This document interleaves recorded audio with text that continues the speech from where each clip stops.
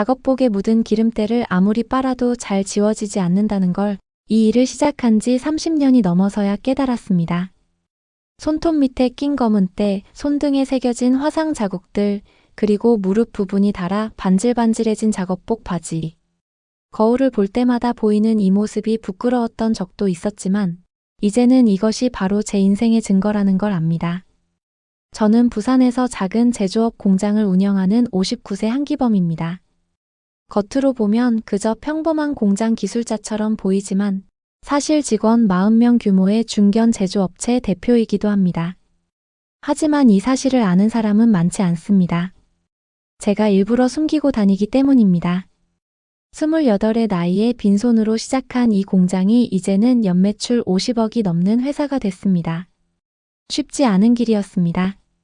첫 10년은 하루에 4시간도 못 자고 일했고 은행 대출 이자 갚느라 직원 월급 주고 나면 제 손에 남는 돈이 없던 시절도 있었습니다. 그래도 포기하지 않았습니다. 기술 하나만큼은 누구에게도 지지 않겠다는 자부심으로 버텼습니다. 그렇게 20년을 일하다 보니 어느새 업계에서 알아주는 회사가 됐고 대기업들도 저희 제품을 찾기 시작했습니다. 하지만 저는 여전히 매일 아침 7시면 작업복을 입고 공장으로 출근합니다. 사무실 책상에 아파 있는 시간보다 공장 바닥에서 기계와 씨름하는 시간이 더 많습니다. 직원들과 똑같이 구내식당에서 밥을 먹고 똑같이 안전모를 쓰고 다닙니다. 처음 만나는 사람들은 절대 제가 사장인 줄 모릅니다. 왜 이렇게 사는지 아내가 살아있을 때 물은 적이 있습니다. 당신은 왜 대표답게 행동하지 않느냐고요? 저는 이렇게 답했습니다. 나는 기술자로 시작했고 기술자로 끝나고 싶소. 사장이라는 직함보다 내 손으로 만든 제품이 더 자랑스럽소. 아내는 고개를 저으며 웃었지만 결국에는 이해해줬습니다. 그 아내가 15년 전 갑작스러운 병으로 세상을 떠났을 때 저는 모든 것을 포기하고 싶었습니다. 하지만 당시 16이던 딸을 생각하며 다시 일어섰습니다. 딸아이는 엄마 없이도 참 잘 자라줬습니다. 대학도 장학금으로 다니며 아르바이트까지 해가며 용돈을 벌었고 졸업 후에는 작은 회사에 취직해서 성실하게 일했습니다. 제가 돈이 있다는 걸 알면서도 한 번도 손 벌리지 않았습니다. 그런 딸이 늘 미안하기도 하고 고맙기도 했습니다. 딸이 31살이 되던 해봄 저녁을 먹다가 딸이 조심스럽게 말을 꺼냈습니다. 아빠, 나 요즘 만나는 사람이 있어. 숟가락을 든 손이 잠시 멈췄습니다. 언젠가는 올 일이라는 걸 알고 있었지만 막상 그 순간이 오니 가슴 한편이 묘하게 아려왔습니다. 그래, 어떤 사람인데? 제가 최대한 담담한 목소리로 물었습니다. 딸은 수줍게 웃으며 이야기를 시작했습니다. 이름은 강도윤, 나이는 32, 직장도 있고 성실한 사람이라고 했습니다. 몇 달째 만나고 있는데 결혼도 생각하고 있다고 했습니다. 직장이 어디래? 제가 물었습니다. 대성정밀이라고 제조업 회사야. 자기가 거기서 영업 1한대. 그 순간 제 표정이 굳었습니다. 대성정밀. 그 회사 이름을 저는 너무나 잘 알고 있었습니다. 저희 공장에 부품을 납품받는 하청업체였으니까요. 그런데 문제는 그 회사가 요즘 상황이 좋지 않다는 것이었습니다. 최근 몇 달간 납품 대금을 제때 지급하지 못했고 직원들 월급도 밀린다는 소문이 돌고 있었습니다. 대표는 이 은행 저 은행 돌아다니며 대출 받으려 발버둥 치고 있었고 공장 규모도 점점 축소되고 있었습니다. 그런 회사의 직원이라니. 게다가 영업직이라면 상황은 더 어려울 것이 뻔했습니다. 하지만 저는 아무 말도 하지 않았습니다. 그래, 좋은 사람이면 됐다. 아빠가 뭐라고 하겠니?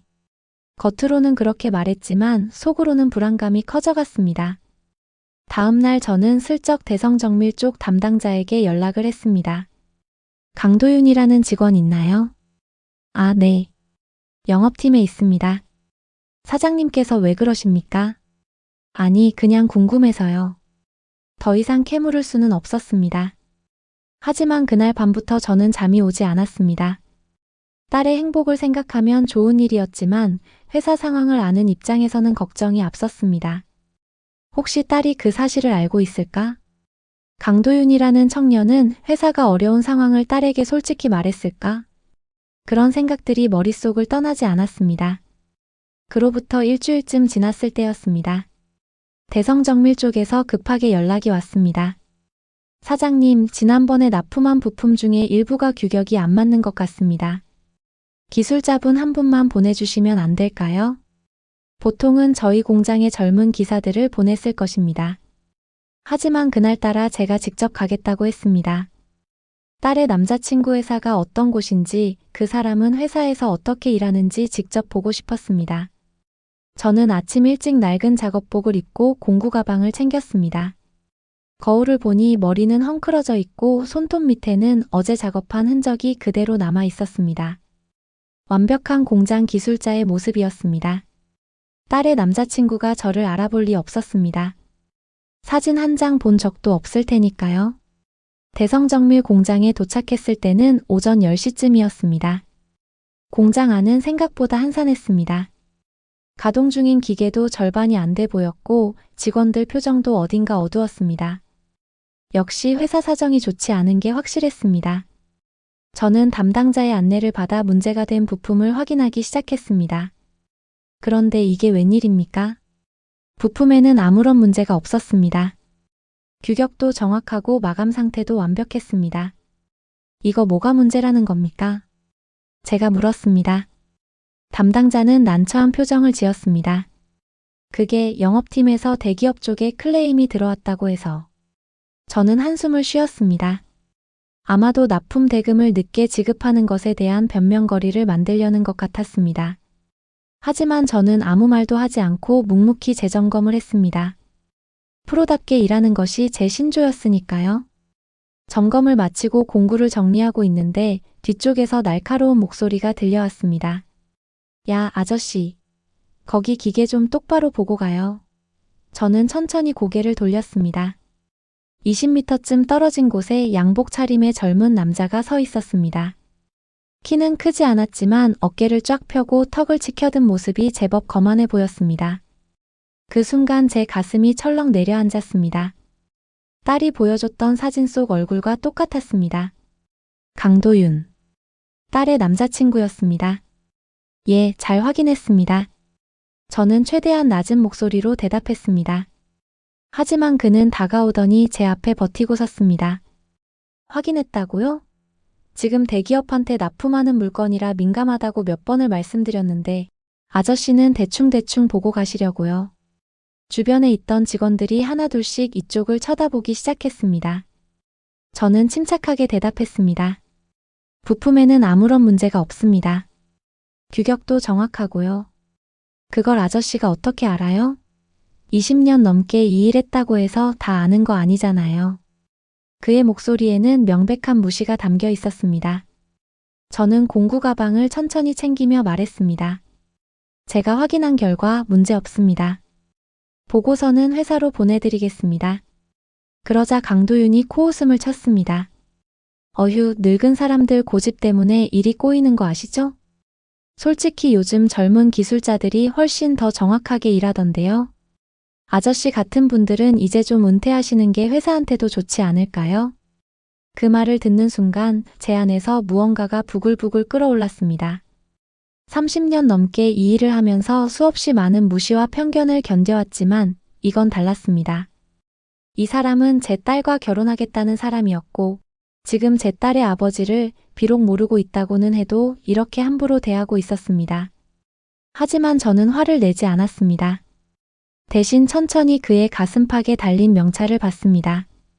영업이팀 강도윤. 딸이 말했던 그 이름이 거기 선명하게 적혀 있었습니다. 죄송합니다. 제가 부족한 점이 있었나 봅니다. 저는 정중하게 고개를 숙이고는 공장을 나왔습니다. 차에 올라타는 순간 핸들을 꽉 움켜쥐었습니다. 손이 부들부들 떨렸습니다. 분노 때문이 아니었습니다. 딸이 생각나서였습니다. 착하고 성실한 제 딸이 저런 사람을 좋아하고 있다니. 저런 태도를 가진 사람과 평생을 함께 살겠다니. 상상만 해도 가슴이 미어졌습니다. 저는 한동안 주차장에 차를 세워둔 채 멍하니 앉아 있었습니다. 그날 저녁 집에 돌아왔을 때 딸이 반갑게 맞아줬습니다. 아빠, 오늘 일 많이 힘들었어. 응, 그냥 평소처럼. 저는 아무렇지 않은 척 대답했습니다. 딸은 저녁을 차려주며 신나게 이야기했습니다. 아빠, 다음 주에 도윤 오빠 부모님이랑 상견례 하기로 했어. 괜찮지? 상견례. 그 단어가 귓가를 맴돌았습니다. 그래, 좋아. 언제 어디서 할 건데? 토요일 오후에 시내 한정식 집에서 하기로 했어.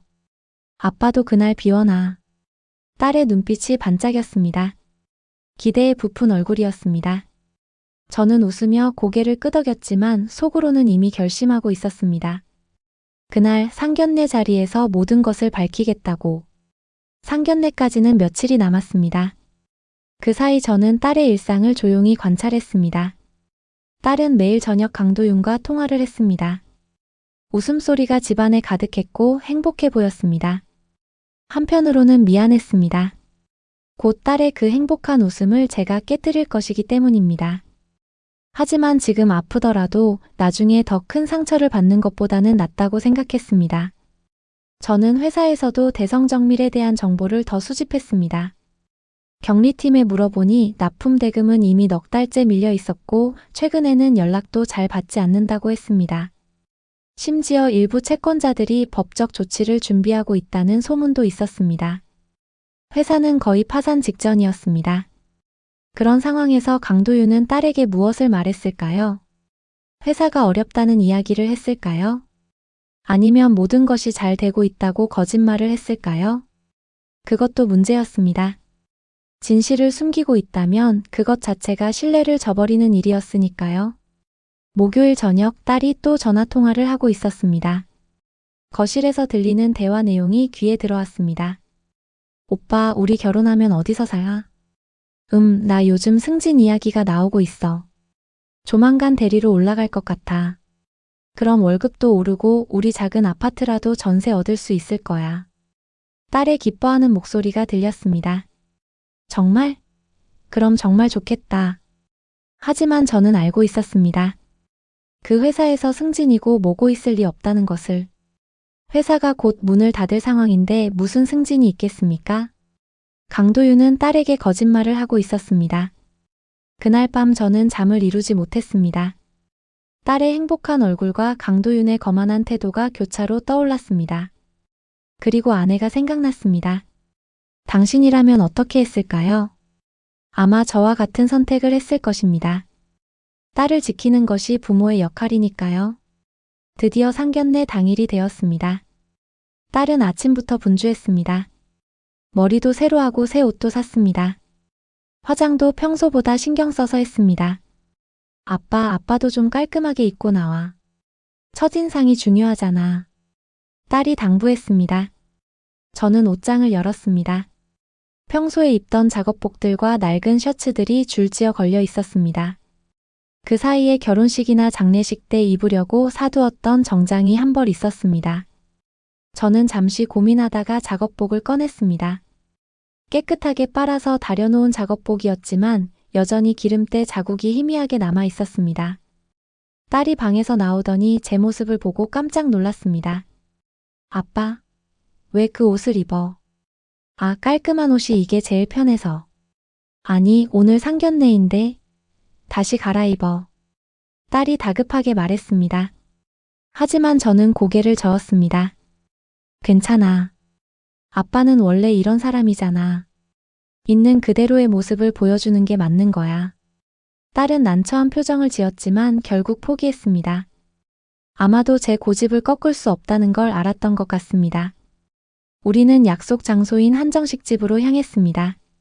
차 안에서 딸은 계속 긴장한 얼굴로 손을 비볐습니다. 아빠, 도윤 오빠네 부모님은 정말 좋은 분들이래. 걱정하지 마. 그래, 아빠도 기대된다. 저는 담담하게 대답했지만 사실 제 심장도 빠르게 뛰고 있었습니다. 한정식 집에 도착하자 딸이 예약한 룸으로 안내를 받았습니다. 문을 열고 들어가니 이미 세 사람이 앉아 있었습니다. 강도윤과 그의 부모님이었습니다. 그들은 저를 보는 순간 표정이 굳었습니다. 특히 강도윤의 얼굴은 새하얗게 질렸습니다. 저기. 그는 말을 제대로 잇지 못했습니다. 그의 아버지로 보이는 분이 어색하게 일어나 인사를 했습니다. 안녕하십니까? 저는 강도윤 아버지 강명수라고 합니다. 네, 한기범입니다. 저는 정중하게 인사를 받았습니다. 강도윤의 어머니도 인사를 했지만 그녀의 눈빛에는 명백한 실망감이 담겨 있었습니다. 작업복을 입고 온 제 모습을 보며 이런 집안과 혼담을 진행해도 되는 건가 하는 의구심이 역력했습니다. 딸은 그런 분위기를 느끼지 못한 채 밝게 웃으며 말했습니다. 어머님, 아버님, 저희 아빠세요. 제가 항상 말씀드렸잖아요. 아, 네, 그렇군요. 강도윤의 어머니가 어색하게 웃었습니다. 자리에 앉아 음식들이 하나둘씩 나오기 시작했습니다. 하지만 분위기는 묘하게 어색했습니다. 강도윤은 계속 땀을 흘리며 저를 힐끔힐끔 쳐다봤습니다. 그의 부모님은 딸에게는 친절하게 대했지만 저에게는 형식적인 질문만 던졌습니다. 무슨 일 하십니까? 강도윤의 아버지가 물었습니다. 제조업 쪽 일을 합니다. 아, 공장에서 일하시는군요. 기술직이십니까? 뭐, 그렇다고 할 수 있죠. 저는 짧게 대답했습니다. 그러자 강도윤의 어머니가 약간 안도하는 듯한 표정을 지었습니다. 요즘 기술직도 대우가 좋아졌다고 하더라고요. 어느 회사에서 일하세요? 한성정밀이라는 곳입니다. 제가 말했습니다. 그 순간 강도윤이 물을 마시다 컵을 놓쳤습니다. 물이 테이블에 쏟아졌습니다. 도윤아, 왜 그래? 그의 어머니가 놀라 소리쳤습니다. 아, 죄송합니다. 제가 실수를. 강도윤은 황급히 물을 닦으며 고개를 숙였습니다. 하지만 저는 그의 떨리는 손을 보고 있었습니다. 한성정밀. 제가 운영하는 회사 이름이었습니다. 강도윤은 이제야 깨달은 것입니다. 지난주에 자신이 그렇게 함부로 대했던 늙은 기술자가 바로 한성정밀의 누군가였고 그 사람이 지금 자기 앞에 예비장인으로 앉아 있다는 것을요. 식사가 어느 정도 진행됐을 때 강도윤의 아버지가 본격적으로 이야기를 꺼냈습니다. 사실 오늘 이 자리를 마련한 것은 두 아이의 결혼에 대해 진지하게 이야기하고 싶어서입니다. 저희 아들 도윤이가 따님을 정말 좋아합니다. 딸이 수줍게 고개를 숙였습니다. 강도윤도 억지로 웃음을 지으며 딸을 바라봤습니다. 네, 저도 그렇게 생각합니다. 저는 천천히 입을 열었습니다. 결혼은 신중해야 할 일입니다. 단순히 좋아한다는 감정만으로는 부족하죠. 서로에 대한 존중 그리고 상대방 가족에 대한 예의도 중요합니다. 강도윤의 아버지가 고개를 끄덕였습니다. 물론입니다. 저희도 그렇게 생각합니다. 그렇다면 한 가지 여쭤보겠습니다. 저는 강도윤을 똑바로 쳐다봤습니다. 도윤 씨 회사 생활은 어떻습니까? 예. 아, 네, 열심히 하고 있습니다. 그의 목소리가 떨렸습니다. 대성정밀이라는 회사에 다니신다고 들었는데 그 회사 상황이 요즘 어떻습니까? 그 질문에 방 안의 공기가 싸늘하게 식었습니다. 강도윤의 얼굴에서 핏기가 빠졌습니다. 그게 어떻게? 제가 제조업 쪽 일을 하다 보니 여러 회사 사정을 조금씩 알게 됩니다. 대성정밀이 요즘 자금난이 심하다는 소문을 들었습니다. 직원들 월급도 밀리고 있다고 들었는데 사실입니까? 강도윤은 입을 열었다 닫았다를 반복했습니다. 그의 부모님도 당황한 표정이었습니다. 아니, 그게 아니라. 강도윤이 변명하려고 했지만 저는 손을 들어 그를 제지했습니다. 더 중요한 이야기가 있습니다. 저는 가방에서 명함 한 장을 꺼냈습니다. 그리고 테이블 위에 조용히 올려놓았습니다. 명함에는 이렇게 적혀 있었습니다. 한성정밀 대표이사 한기범. 방 안이 순간 정적에 휩싸였습니다. 딸이 명함을 보더니 눈이 커졌습니다. 아빠, 이게 무슨... 강도윤의 부모님은 명함을 번갈아 보며 얼어붙었습니다. 그리고 강도윤은 마치 유령을 본 것처럼 창백한 얼굴로 앉아 있었습니다.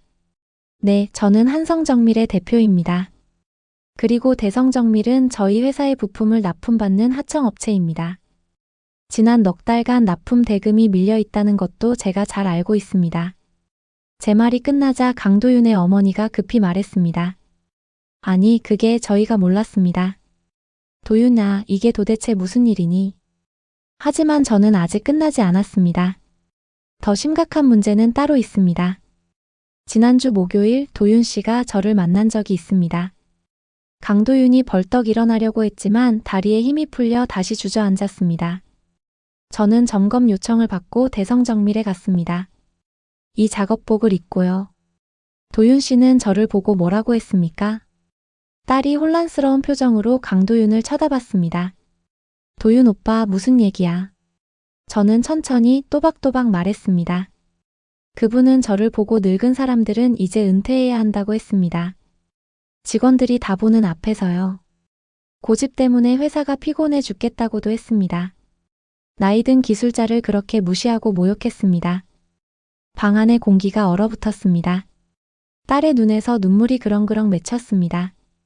그게 정말이야. 강도윤은 고개를 들지 못했습니다. 그의 아버지가 황급히 말했습니다. 사장님 정말 죄송합니다. 애가 철이 없어서 용서해 주십시오. 용서의 문제가 아닙니다. 저는 단호하게 말했습니다. 저는 30년 넘게 이 일을 해왔습니다. 무시와 편견도 수없이 겪었습니다. 그래도 참았습니다. 하지만 제 딸과 결혼하겠다는 사람이 사람을 겉모습만 보고 판단하고 나이 든 사람을 함부로 대한다는 것은 용납할 수 없습니다. 딸이 떨리는 목소리로 물었습니다. 아빠, 그럼 왜 진작 말하지 않았어? 네가 행복해 보였기 때문이다. 하지만 이제는 알아야 한다고 생각했어. 결혼은 그 사람의 진짜 모습과 하는 거란다. 밖에서 보여주는 모습이 아니라. 강도윤이 갑자기 무릎을 꿇었습니다. 죄송합니다. 정말 죄송합니다. 제가 잘못했습니다. 사장님인 줄 몰랐습니다. 그게 더 문제입니다. 저는 차갑게 말했습니다. 사장이었으면 존중하고 기술자였으면 무시해도 된다는 겁니까? 사람은 직급으로 대하는 게 아닙니다. 그 사람 자체로 대해야 합니다. 강도윤의 어머니가 울먹이며 말했습니다. 저희가 잘못 키웠습니다. 제발 한 번만 용서해 주십시오. 하지만 저는 고개를 저었습니다. 이미 늦었습니다. 저는 제 딸이 그런 사람과 평생을 함께 사는 것을 볼 수 없습니다. 저는 자리에서 일어났습니다. 딸아, 가자. 딸은 눈물을 흘리며 저를 쳐다봤습니다. 아빠, 나중에 이야기하자. 지금은 집으로 가자. 딸은 비틀거리며 일어났습니다. 강도윤이 딸의 손을 잡으려 했지만 딸은 그 손을 뿌리쳤습니다. 오빠, 왜 그랬어? 우리 아빠한테 왜 그렇게 말한 거야? 미안해, 정말 미안해, 나도 몰랐어. 모르면 더 큰 문제잖아. 오빠는 사람을 그렇게 대하는 게 당연한 거였어. 딸의 목소리에는 실망과 분노가 섞여 있었습니다. 우리는 그 자리를 떠났습니다. 뒤에서 강도윤 부모님의 사과하는 목소리가 들렸지만 저는 뒤돌아보지 않았습니다. 차에 타자마자 딸이 울음을 터뜨렸습니다. 아빠, 미안해. 내가 사람을 잘못 봤어. 저는 딸의 어깨를 감싸 안았습니다. 아니다. 내 잘못이 아니야. 지금 알게 된 게 천만다행이다. 그날 밤 집에 돌아온 딸은 방에 들어가 문을 닫았습니다. 저는 거실 소파에 앉아 창밖을 바라봤습니다. 가슴 한편이 아팠습니다. 딸의 행복을 빼앗은 것 같아서였습니다. 하지만 더 큰 불행을 막았다는 확신도 있었습니다. 며칠이 지났습니다. 딸은 방에서 거의 나오지 않았습니다. 밥도 제대로 먹지 않았습니다. 저는 매일 딸의 방문 앞에서 서성였지만 문을 두드리지는 못했습니다. 일주일쯤 지났을 때 딸이 먼저 방에서 나왔습니다. 눈은 퉁퉁 부어 있었지만 표정은 조금 차분해 보였습니다. 아빠, 나 헤어졌어. 그래. 아빠 말이 맞았어. 나는 오빠의 진짜 모습을 몰랐던 거야. 헤어지고 나서 생각해 보니까 오빠는 항상 자기보다 약한 사람들한테 함부로 대했어. 식당 직원한테도 택시 기사님한테도. 나는 그게 그냥 성격이 좀 급한 거라고 생각했는데 그게 아니었어. 딸은 눈물을 닦으며 계속 말했습니다. 오빠는 나한테는 잘해줬어. 왜냐하면 내가 오빠한테 필요한 사람이었으니까. 하지만 다른 사람들한테는 달랐어. 특히 자기보다 낫다고 생각하는 사람들한테는 정말 달랐어. 나는 그걸 못 봤어. 저는 딸을 안아줬습니다. 이제 알았으면 됐다. 그리고 네가 약한 사람이 아니라는 것도 알았으면 좋겠어. 아빠는 평생 작업복 입고 다니면서 누구한테도 함부로 대한 적 없잖아. 오히려 더 낮은 자세로 사람들을 대했어. 그게 진짜 강한 거였어. 딸의 말에 제 눈시울이 뜨거워졌습니다. 그 며칠 뒤 회사에서 연락이 왔습니다. 대성정밀이 결국 부도 처리됐다는 소식이었습니다. 밀린 대금은 받지 못할 것 같았지만 저는 크게 신경 쓰지 않았습니다. 돈보다 더 중요한 것을 지켰으니까요. 한 달쯤 지나서 딸이 또 조심스럽게 말을 꺼냈습니다. 아빠, 나 회사에 새로 들어온 사람이 있는데. 제 가슴이 철렁했습니다. 또 남자 얘기냐? 아니, 그게 아니라 그 사람이 아빠 이야기를 하더라고. 부산에 한성정밀이라는 회사가 있는데 거기 사장님이 정말 대단한 분이래. 직원들한테도 존중받고 거래처에서도 신뢰받고. 그런데 절대 잘난 척 안 하고 항상 작업복 입고 현장에서 일하신대. 저는 어깨를 으쓱했습니다. 과장된 얘기일 거다. 아니야. 나도 이제 알아. 아빠가 얼마나 대단한 사람인지. 그동안 내가 몰랐던 거야. 딸이 제 손을 잡았습니다. 아빠, 고마워. 나를 지켜줘서. 당연한 일을 했을 뿐이다. 아니야. 많은 부모들은 자식이 행복해 보이면 속는 줄 알면서도 그냥 넘어가잖아. 근데 아빠는 그러지 않았어. 힘들어도 진실을 보여줬어. 몇 달이 더 지났습니다. 어느 날 공장에서 일하고 있는데 딸에게서 전화가 왔습니다. 아빠, 오늘 저녁에 시간 있어. 왜, 무슨 일 있니? 아니, 그냥 같이 밥 먹고 싶어서. 저녁에 집에 가니 딸이 직접 요리를 해놨습니다. 아내가 자주 해주던 김치찌개였습니다. 엄마 레시피 찾아서 만들어봤어. 어때? 한술 떠먹어보니 아내의 맛과는 조금 달랐지만 그래도 맛있었습니다. 맛있다. 엄마가 봤으면 좋아했을 거야.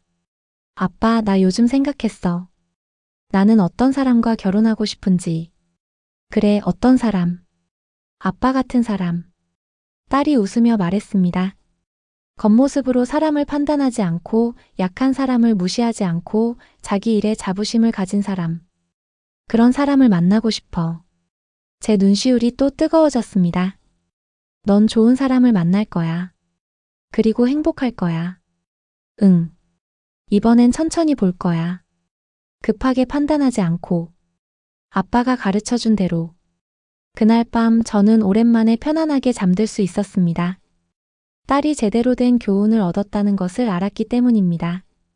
다음 날 아침 저는 언제나처럼 작업복을 입고 공장으로 출근했습니다. 직원들이 인사를 했고 저는 한 명 한 명에게 정중하게 인사를 받았습니다. 공장 바닥을 걷는데 한 젊은 직원이 다가왔습니다. 사장님, 어제 납품한 제품 검수 결과 나왔는데 완벽하다고 합니다. 그래, 모두 수고했어. 다들 점심 맛있는 거 사줘야겠네. 아, 그리고 사장님, 제가 궁금한 게 있는데요. 뭔데? 사장님은 왜 항상 작업복을 입고 다니세요? 다른 회사 사장님들은 양복 입고 사무실에만 계시던데. 저는 잠시 생각하다가 대답했습니다. 나는 기술자로 시작했어. 이 작업복은 내 정체성이야. 그리고 이 옷을 입고 있으면 직원들 눈높이에서 세상을 볼 수 있거든. 사장실에서 내려다보는 게 아니라 함께 서서 바라보는 거지. 그 직원이 고개를 끄덕이며 말했습니다. 그래서 저희가 사장님을 존경하는 것 같습니다. 저는 쑥스럽게 웃었습니다. 그날 저녁 딸에게서 또 전화가 왔습니다. 아빠, 나 오늘 회사에서 누군가를 소개받았어. 제 심장이 두근거렸습니다. 남자냐? 응. 근데 걱정하지 마. 천천히 볼 거야. 그리고 이번엔 겉모습이 아니라 진짜 모습을 볼 거야. 그 사람이 약한 사람들한테 어떻게 대하는지, 나보다 어려운 사람들한테 어떤 태도를 보이는지. 그래, 그게 맞아. 아빠가 가르쳐 준 거야. 사람의 진짜 모습은 그 사람이 힘없는 사람을 어떻게 대하느냐에서 보인다고. 몇 주가 지나고 딸이 그 남자를 집에 데려왔습니다. 이름은 박진우, 31살의 초등학교 교사였습니다. 저는 또 작업복을 입고 그를 맞이했습니다. 하지만 이번에는 시험이 아니었습니다. 그저 제 평소 모습을 보여주고 싶었을 뿐이었습니다. 박진우는 제 손을 잡으며 정중하게 인사했습니다. 안녕하세요, 아버님. 박진우라고 합니다. 그래요. 편하게 앉아요. 우리는 함께 저녁을 먹었습니다. 박진우는 식사 내내 공손했고 딸을 대하는 태도도 존중으로 가득했습니다. 식사 후 설거지를 하는데 박진우가 자연스럽게 도왔습니다. 아버님, 제가 닦을게요. 아니, 손님이. 아닙니다. 이런 건 당연히 함께 해야죠. 그의 태도에서 진심이 느껴졌습니다. 딸이 행복한 표정으로 우리를 바라보고 있었습니다. 그날 밤 박진우가 돌아간 후 딸이 물었습니다. 아빠 어때? 좋은 사람 같구나. 정말. 아빠가 좋다고 하니까 너무 기뻐. 천천히 알아가거라. 급할 거 없어. 응. 근데 아빠, 오빠가 오늘 한 말 있거든. 뭐라고? 길에서 노숙자분을 봤대. 그분이 길을 물어보셨는데 오빠가 친절하게 길을 알려드리고 교통카드까지 드리고 왔대. 그걸 자랑하려고 한 게 아니라 그냥 자연스럽게 이야기하더라고. 저는 고개를 끄덕였습니다. 사람의 본성은 그런 작은 행동에서 드러나는 거야. 시간이 흘렀습니다. 딸과 박진우는 천천히 관계를 발전시켜 나갔습니다. 이번에는 서두르지 않았습니다. 1년 정도 만난 후 그들은 결혼을 결정했습니다. 이번 상견례는 달랐습니다. 박진우의 부모님은 소박하고 따뜻한 분들이었습니다. 그들도 저의 작업복 차림을 전혀 이상하게 생각하지 않았습니다. 아이고, 사장님이시라면서요. 그런데 참 소탈하시네요. 박진우의 어머니가 말했습니다. 저는 그냥 기술자입니다. 제가 웃으며 대답했습니다. 우리 진우도 그렇게 키웠어요. 자기 일에 자부심을 가지고 다른 사람을 존중하라고요. 박진우의 아버지가 말했습니다. 그 마음이 참 귀합니다. 상견례는 성공적이었습니다. 몇 달 후 결혼식이 있었습니다.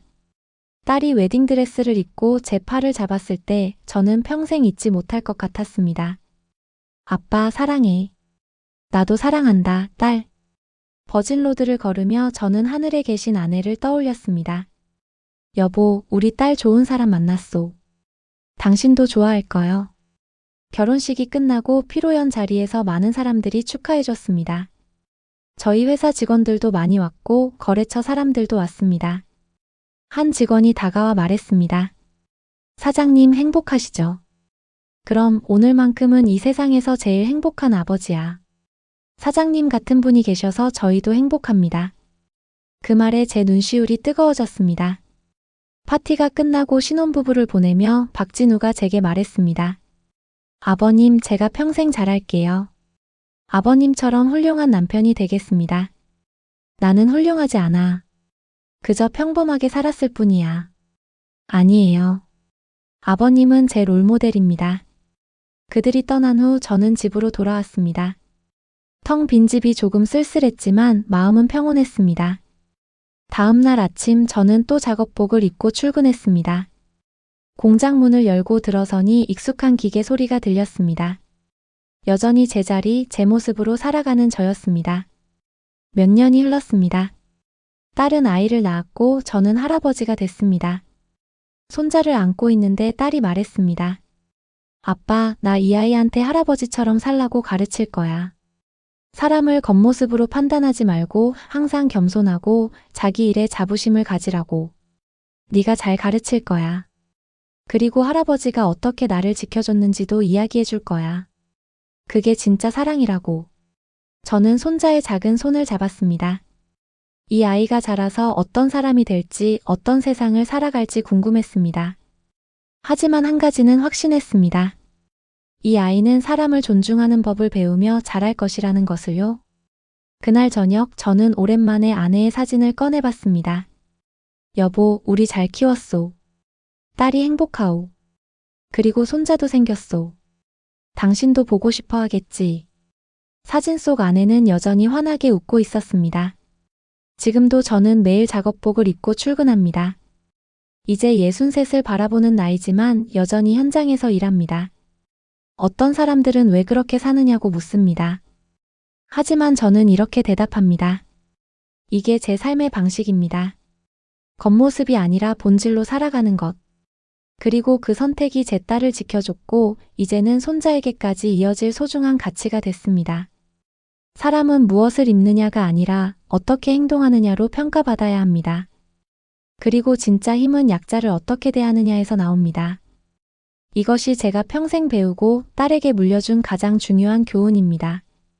오늘도 저는 기름때 묻은 작업복을 입고 공장으로 향합니다. 손자가 저에게 물었습니다. 할아버지, 왜 항상 그 옷만 입어요? 저는 손자를 안아 올리며 말했습니다. 이 옷은 할아버지가 누구인지 보여주는 옷이란다. 사장이 아니라 기술자로서 사람들과 함께 일하는 사람으로서 말이야. 손자가 고개를 갸웃거렸지만 언젠가는 이해할 날이 올 것입니다.